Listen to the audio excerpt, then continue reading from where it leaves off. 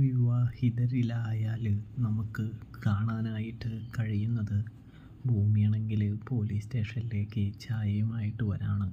അപ്പോഴാണെങ്കിൽ അപ്പച്ചിയുടെ മകളവിടെയുണ്ട്. അതായത് നമ്മുടെ ഇവൻ വിവാഹം കഴിക്കാൻ പോകുന്ന എന്ന് പറഞ്ഞിരിക്കുന്ന പെൺകുട്ടി. പക്ഷേ അജയ്ക്കിഷ്ടം ഭൂമിജയെ ആയതുകൊണ്ട് തന്നെ, ആ വിവാഹത്തിനോട് താല്പര്യമില്ലാത്തത് കൊണ്ട് തന്നെ ആ വിവാഹം ഒഴിവാക്കാൻ അജയ് ഭൂമിജയുടെ സഹായം തേടുന്നുണ്ട് എന്ന് കാണാം.